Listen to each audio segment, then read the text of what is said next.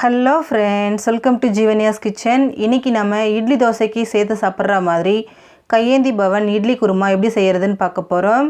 இது செய்கிறதுக்கு ரொம்ப நேரம் எடுக்காதுங்க, 10 நிமிஷத்தில் செஞ்சு முடிச்சிடலாம். இது எப்படி செய்கிறதுன்னு பார்க்குறதுக்கு முன்னாடி இது வரைக்கும் ஜீவன்யாஸ் கிச்சனை சப்ஸ்கிரைப் பண்ணாதவங்க மறக்காமல் சப்ஸ்கிரைப் பண்ணி பக்கத்தில் இருக்க பெல் ஐக்கானையும் கிளிக் பண்ணிக்கோங்க. இப்போது ஒரு மிக்சர் ஜார் எடுத்துகிட்டு அதில் மீடியம் சைஸில் ஒரு வெங்காயத்தை கட் பண்ணி சேர்த்துக்கிறேன். கூடவே கொஞ்சம் பெரிய சைஸில் ஒரு தக்காளியை கட் பண்ணி சேர்த்துக்கலாம். 1 இன்ச் அளவுக்கு இஞ்சி, ஒரு 5 பல் பூண்டு, 3 பச்சை மிளகாய் ஃப்ளேவருக்காக, கூடவே 1/4 கப் அளவுக்கு துருவின தேங்காய். அடுத்ததாக ஒரு 10 முந்திரி பருப்பு சேர்க்கறதுனால நல்லா க்ரீமியாக இருக்கும். வேண்டான்னா ஸ்கிப் பண்ணிக்கோங்க. அடுத்ததாக 1 டீஸ்பூன் சோம்பு சேர்த்துக்கிறேன். இப்போ இதில் ஒரு 1/2 கப் அளவுக்கு தண்ணி சேர்த்து நல்லா நைஸாக ஃபைன் பேஸ்ட்டாக அரைச்சி எடுத்துக்கோங்க. கொரகொரப்பாக அரைக்க வேண்டாம், எந்த அளவுக்கு நைஸாக அரைக்க முடியுமோ அந்த அளவுக்கு நல்லா நைஸாக அரைச்சிக்கோங்க. பாருங்கள், மசாலா பேஸ்ட் நமக்கு ரெடி ஆகிடுச்சு. இப்போது ஸ்டவ்வில் ஒரு கடாய் வச்சுட்டு அதில் 2 டேபிள் ஸ்பூன் எண்ணெய் சேர்த்துக்கிறேன். எண்ணெய் சூடானதும் 2 துண்டு பட்டை, ஒரு 5 கிராம்பு, 2 பிரியாணி இலை, 1/2 டீஸ்பூன் கல்பாசி, 1 டீஸ்பூன் சோம்பு சேர்த்துக்கிறேன். சேர்த்துட்டு இதை ஒரு 30 செகண்டுக்கு நல்லா ஃப்ரை பண்ணி விட்டுறலாம். இப்போ இது கூட ஒரு வெங்காயத்தை பொடியாக நறுக்கி சேர்த்துக்கிறேங்க. சேர்த்துட்டு வெங்காயம் நல்லா கோல்டன் ப்ரௌன் வரணும், அந்த அளவுக்கு நல்லா செவக்க வதக்கிக்கோங்க. பாருங்கள், வெங்காயம் நல்லா வதங்கி செவந்து வந்துருச்சு. இப்போ இது கூட மீடியம் சைஸில் ஒரு தக்காளியை பொடியாக நறுக்கி வச்சுருக்கேன், அதை சேர்த்துக்கிறேன். கூடவே 1/2 டீஸ்பூன் உப்பு சேர்த்து தக்காளி நல்லா சாஃப்ட் ஆகிற அளவுக்கு வதக்கிக்கலாம். உப்பு சேர்த்து வதக்கும் போது தக்காளி நமக்கு சீக்கிரமாக வதங்கி வந்துடும்.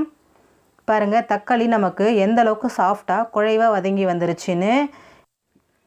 இப்போ இது கூட 1/2 டீஸ்பூன் மஞ்சள் தூள், 1 டீஸ்பூன் சாம்பார் தூள் சேர்த்துக்கிறேன். சாம்பார் தூள் இல்லைன்னா நீங்கள் மிளகாய் தூளும் மல்லித்தூளும் சேர்த்துக்கோங்க. கூடவே 1 டீஸ்பூன் அளவுக்கு உப்பு சேர்த்துக்கிறேன்.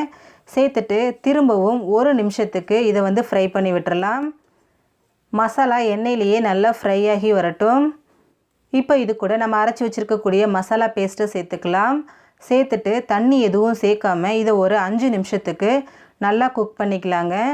நம்ம மசாலா பேஸ்ட்டு ஃபுல்லாக பச்சையாக தான் அரைச்சிருக்கோம், அதனால் அதில் இருக்கக்கூடிய பச்சை வாசனை போயிட்டு நல்லா மசாலா வாசனை வரணும், அந்த அளவுக்கு வதக்கிக்கோங்க. பாருங்கள், ஒரு 5 மினிட்ஸ்லேயே அந்த தண்ணி ஃபுல்லாக சுருண்டு மசாலா நமக்கு நல்லா வாசனை வர ஆரம்பிச்சிருச்சு. இந்த அளவுக்கு நல்லா வதங்கி வரணுங்க. இப்போ இது கூட நம்ம தண்ணி சேர்த்துக்கலாம்.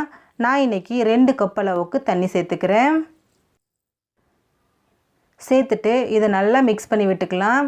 இந்த ஸ்டேஜில் உங்களுக்கு உப்பு காரம் டேஸ்ட் பார்த்து தேவைப்பட்டால் கொஞ்சமாக ஆட் பண்ணிக்கோங்க.